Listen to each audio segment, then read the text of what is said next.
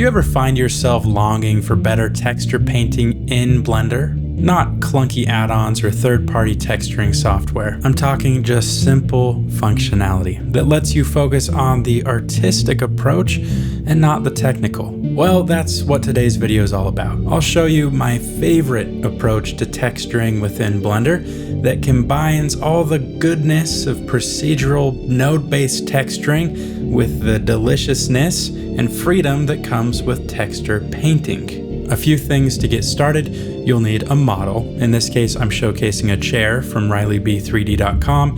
It's free to download along with over 400 models you can practice your texturing on and even use commercially. You also need some textures. I'm downloading a few wood and fabric images from texture.ninja. Again, these are free and open to use. They're not seamless images, but that's fine for today. Then of course, open Blender, drag and drop to import the chair, and we can get started. All right, so with this being a combination of procedural texturing methods and texture painting, we're gonna start with that procedural foundation. So I'm back in my texture folder here, and I have this base layer wood and some base layer fabric that I'm gonna drag and drop into here. So let's start with maybe the fabric. Just drag that in, and I'll plug this into the base color. Now I'm gonna go to Material Preview, and just so you know, at any point you can hold down Control-Alt right-click and you can rotate your HDRI, just so you're aware of that. And under here, I'm just gonna change my HDRI to 1, increase the strength. Now obviously this is applied to everything, so let's just drop down to our materials, and let's add a new material. This will be our wood. We could name it wood, this one fabric.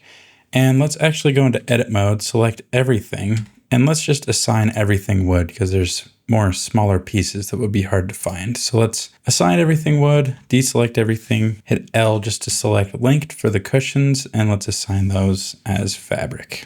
Control T to get that texture coordinate and mapping. And let's just increase the frequency of this texture, maybe to 4. That feels about right. And again, this is just the base layer that we're getting in here. Let's use the same image for roughness. And let's drop down not a mix, let's do a range, color range or map range. And if you're not familiar, map range is a great way to take a starting value from 0 to 1 and map it to something new. So if I were to take this starting value of 1 and to lower it, that would be like clamping down on the whites, which is exactly what we want to do. And it's still too glossy in the dark areas. So we could take the resulting minimum range and increase that. So it's never above 0.3 glossy. But now if we were to call this a day, that's pretty boring, right? Maybe in a commercial project where you want things to be perfectly untouched, maybe you could get away with that. So we're going to continue to alter this. Let's just get our base wood down first though. Control T for the mapping. And I have unwrapped this in a way where the wood grain should be consistent. So we really just need to rotate this 90 degrees. And there you go. The wood grain should more or less be going in the right direction now. And let's do the same cheat here. Map range.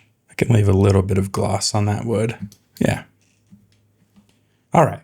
Let's talk about actual texture painting now. We have this foundation in here with this procedural setup, basically just going into the color and the roughness. But what if we want to layer more texture? Texturing really is all about layering. I've said it a million times and I'll keep talking about it. More layers can make it interesting up to a point. You can go overboard. So let's just very simply get one additional layer in here. So I'm just looking at my principal texture setup. There's not much going on. We just have the principal BSDF. We have a single image driving the color and the roughness. Let's double this. Let's add another layer. So I'm gonna Shift D to duplicate this principal texture. And to mix two shaders, you need the mix shader node. So just drop that down and we'll mix between A and B. And for this second layer, let's go back here so we can see what the effect is. Let's drop down another one of our image textures that we collected. I like this one from Texture Ninja. So let's drag that in here and let's use this as the base color. And since this wood grain looks to be going in the wrong direction, let's just use the same mapping we used before. And we'll see some seams because this texture isn't tiling, but that's okay. We're going to expose this in a tasteful way so we can hide some of the seams. Let's use this as the roughness as well. And I'm really going to clamp down on this one. This is going to kind of be an underneath layer, and I want it to be very rough, like the wood has been damaged. Now, right now, we're just mixing between the two with a value of 0.5. So each one is contributing 50% of the material. And that's not what we want. We want to control that more. So let's drop down a blank image texture. Anytime I'm using a blank image texture, it's usually because I want to paint on that. So let's hit new and let's just generate an image 4096 and the color will be black. That's fine for a starting point. And let's plug this into the factor here. Now, because it's black, it's going to use input A because everything that's black is 0 and everything that's white is a value of 1, which will switch to the second input. So now, if we were to hit Control Tab and go to texture paint mode, and I changed my brush to a white stroke, now I'm just using my mouse to demonstrate. If I click and drag, you could see it totally exposes that underneath texture. Obviously, if I were just to try to click and drag my way around with this mouse, it doesn't look very nice. And the reason for that is because there's no pressure sensitivity on your mouse. Just a quick health note here. If you're using a mouse to texture paint, you're putting yourself in a high risk category for a carpal tunnel because you're clicking around so much. So the solution to that is a pen display, which I just switched to. You can't see. I'm using a Cintiq 16. Not their older version. I'm using their 2025 model, which I think has really redeemed them. You don't have to have a pen display. You could get away with something like just a desktop drawing tablet, which I used for over a decade. You can definitely get away with that. Don't feel like you have to buy the latest, greatest thing. But if you can get a pen display, it is very nice, especially if you have the 16-inch model that I have. I like it because it can sit on my desk as kind of a permanent fixture, and it's small enough that it's not getting in the way. So now that I have that, as you could see, when I've selected this image that we generated over here, that is basically telling Blender, this is what I want to paint on. So as long as that's selected, I'll start painting on that. Now, I just want to talk about some very brief brush setting things. So brush settings are in your tools up here. This little icon here, if you toggle that, that will use your pen tablet pressure, your pen pressure for the strength of the brush. So you can see now I can kind of feather that in slowly, which is nice. I'm just going to Control Z because there's a few more things I want to show you. If I turn that off, it's the same situation as the mouse. It doesn't matter how light I press. It's just going to do full on texture. So we want that. We could use the pressure, the pen pressure for the radius as well. And in some situations, I'm definitely going to use that. I'm just going to turn it off for now. Now for the actual brush settings, we have all kinds of stuff here.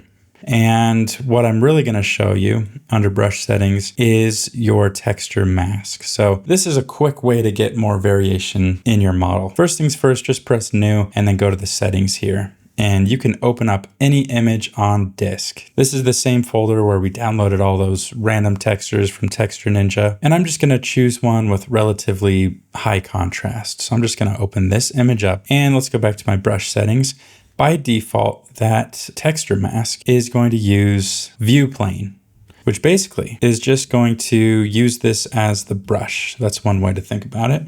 All right, so as I layer this in here, we can get more damage. And already this is much better than just the soft fall off that we had earlier. And we could come through here and we could do a lot of damage very quickly. All right, so that's one thing. And I'm gonna show you some tricks to get this normal detail in here. By the way, in just a second. So that's view plane, and we could turn on random here, which will randomize the angle of the brush, which is a nice way to just get some variation so you don't see as many repeating patterns. The next one, stencil. This is a really cool way to impact a large area all at once.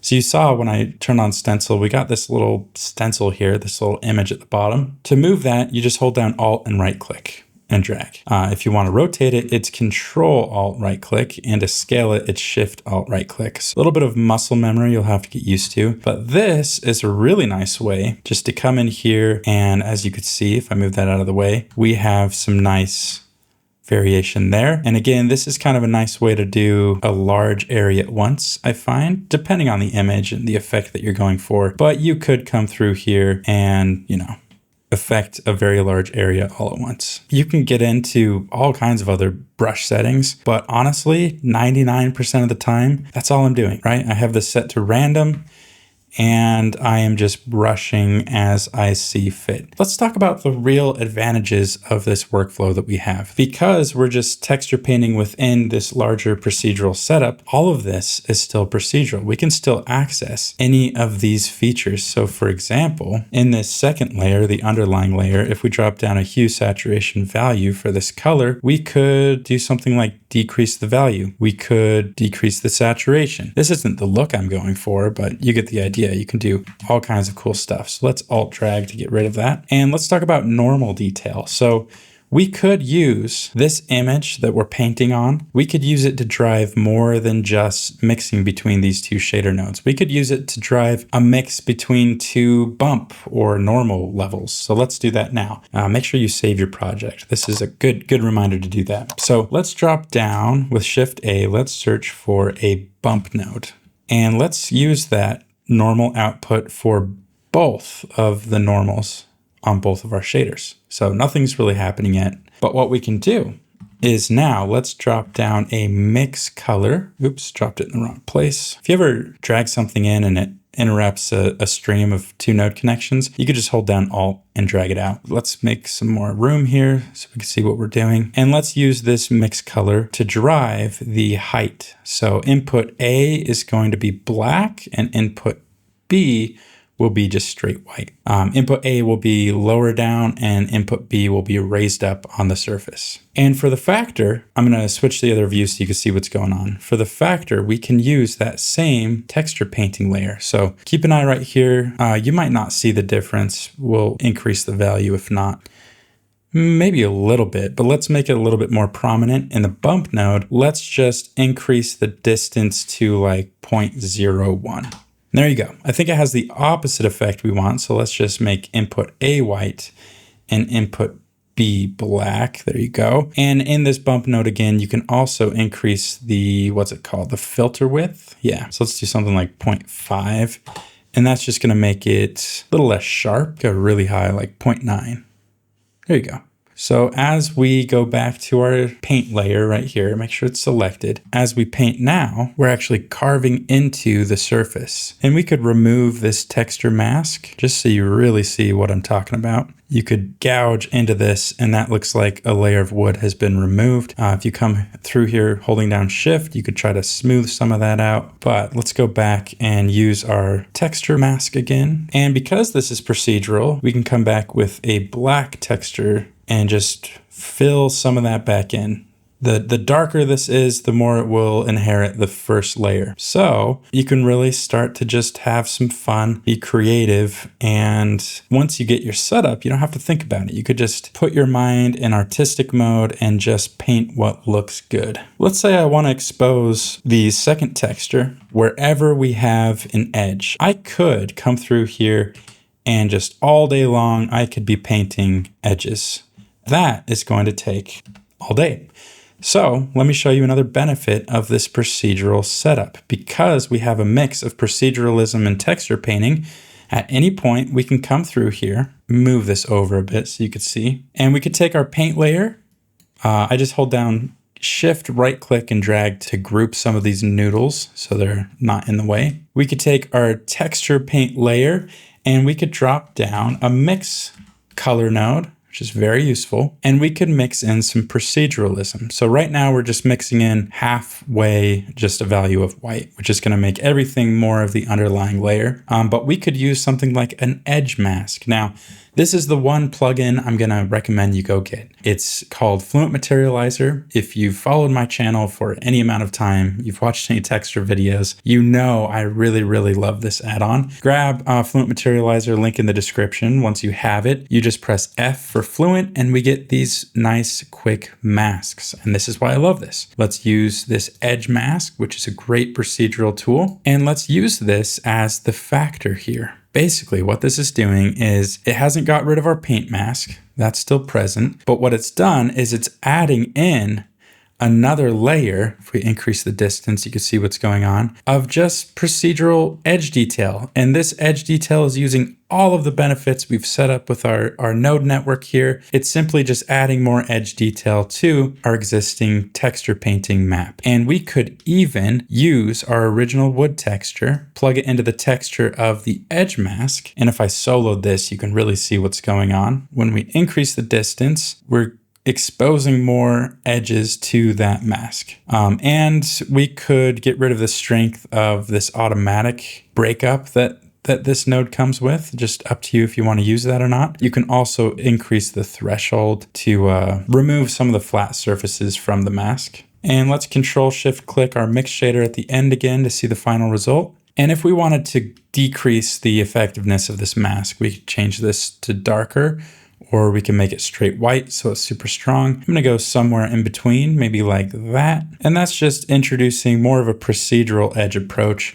However, nothing is stopping us from coming back in here, selecting our paint mask again, and we can come in and we can keep chipping away at the surface, make sure my brush is white, and we could just keep painting. Again, we could come down to our texture mask. Instead of random, we could set it to stencil, Alt-right click, and there you go. We can keep working on this to our heart's content. And I'm just gonna take out some chunks over here as well. Let's try using the radius of the brush, the pen pressure for the radius, just for more randomness. Can smooth it out. Could switch back and forth with X between these two inputs so I can quickly switch to black, which is kind of a way to erase some of my work. And yeah, I would typically turn on some tunes and just spend some time texturing. Let's do a quick setup for the fabric as well. I haven't finished the wood, but I've given you the overall ideas. Before we do that, let's just go to our image editor and let's open up this untitled texture that we have. So you can see we're just painting on the UVs here. You'll notice this image icon has a little asterisk next to it. That's saying, hey, this isn't saved. If you close Blender right now, this will be lost. So we want to come in here and let's just save our texture. Let's call it Paint Wood. That's what we were doing. Let's move on to the fabric. So let's come down here, materials, go to fabric, go back to our shader editor, and the fabric doesn't have anything really going on. Let's just use our mix shader again, duplicate our principled setup, and let's drag a gross, dirty fabric texture here. And I don't know how much tiling we'll be able to get away with because this isn't a tiled image. And let's start. Same thing. Let's use this for roughness as well. Clamp down because I want this to be quite rough.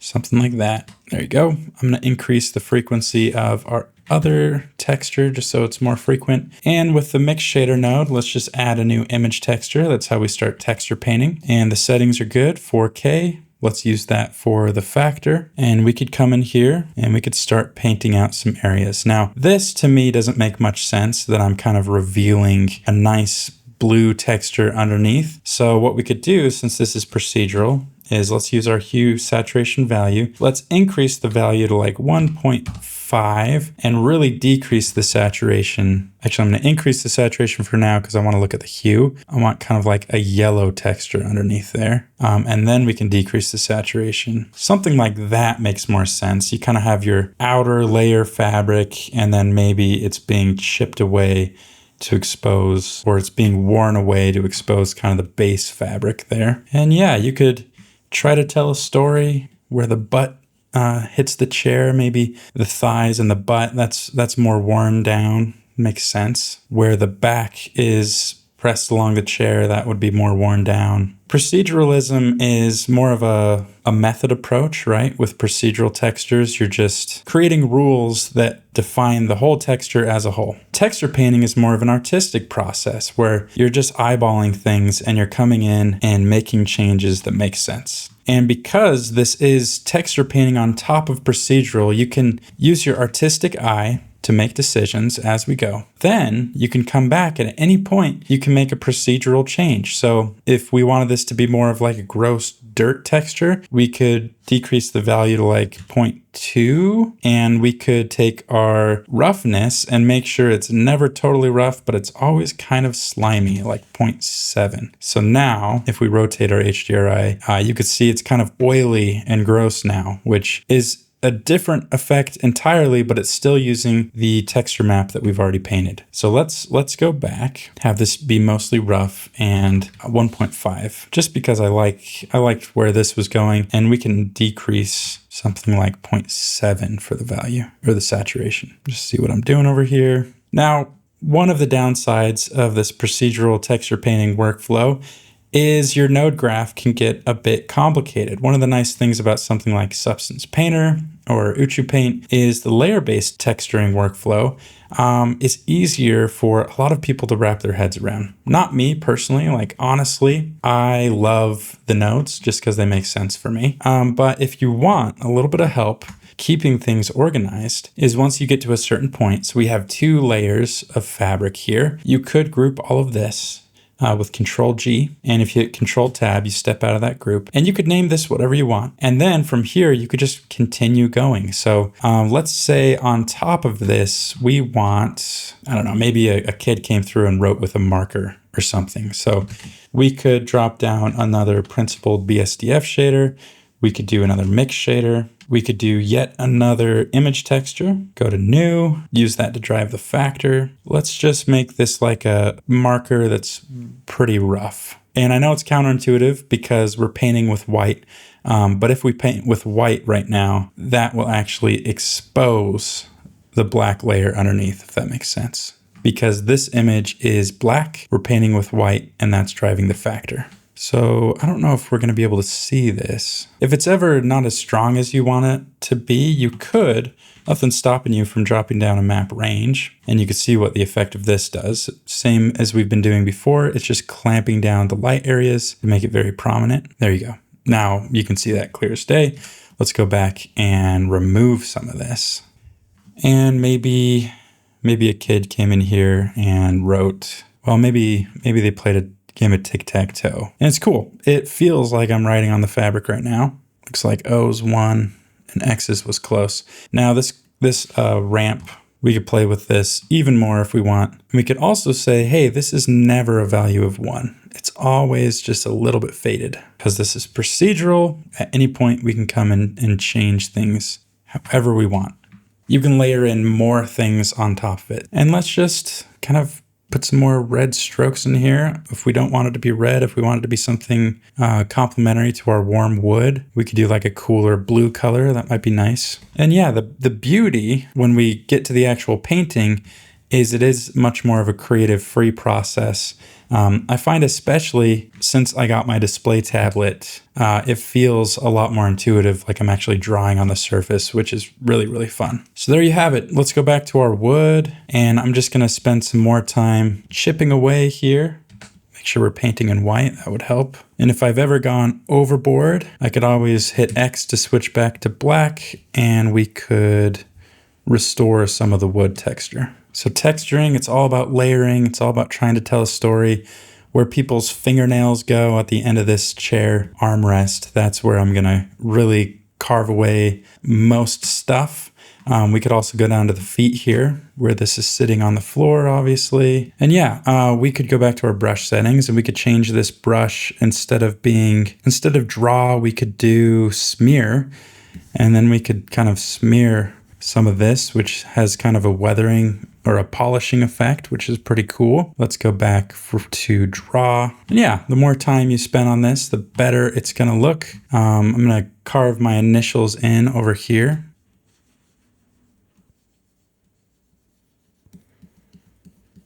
And that looks pretty fresh. So let's smear it a little bit. Yeah, there you go. Have fun. This is all about being creative. There's no magic button that will just do everything for you here. You really have to understand what you're doing. But the good news is once you understand, it opens up a whole world of possibilities. I'm going to come in here, just change this on the fly a little bit. It's a little bit too apparent, too prominent here. Same with the blue layer. Let's decrease the maximum to like 0.7. So I'm going to keep working on this a little bit. Let's take a quick message from our sponsors on this channel, someone that helps this channel keep going, keep offering this free material, and I'll be back in just a moment. Today's IRL advice has to do with chairs. I hesitate whenever a company sends me a new chair because I already have one a lot of people consider to be really good. But the thing is, I'm 6'4". Being so tall makes me hard to shop for. So I had my doubts when FlexiSpot sent me a new chair and asked to sponsor my video, but turns out I'm glad they did. Not only was my old chair a bit on the small side for my height, but it didn't have things like the extra lumbar support, a headrest, and even a footrest, which I was surprised I could actually use, even sitting at my desk. And I know we're all sick of being sold to, but chair quality is actually something I care a lot about. They say the best position to work in is your next position. That's to say you need to be on the move. Whether it's standing, sitting, or kicking your feet up occasionally, you should be moving around as much as possible while you work. And this new C7 chair makes that goal a bit more attainable. FlexiSpot has a 30-day return policy because a chair is one of those purchases you really should try before committing to. Like I insist on trying before accepting a sponsor. What works for me might not work for you. They've also got a 10-year warranty with direct part replacement, which is nice. Use my code in the description to get the best price. So yeah, thanks FlexiSpot for being a sponsor and sending something I actually went for, and back to the video. All right, thanks for sticking around. We'll call this done for now. Thanks to these Patreon subscribers or supporters. You make this whole channel possible. Head over to patreon.com/RileyB3D, link in the description if you want to join this wonderful list of people on screen right now. And yeah, that's about it. I have more texturing tutorials coming up. Obviously, there are some great texture painting tools in Blender like Uchu Paint, which we can get into even more. I just wanted to show you the vanilla Blender approach to texture painting as a starting point, so you know that you can get into this even without add-ons. Whether they be free add-ons or not, you can start texturing just with a single image input like I've shown you here. And if you combine this with the procedural tools such as Fluent Materializer, that becomes extremely powerful and you could get a lot done. But that's it for now. Thanks for watching, and I'll see you in the next video.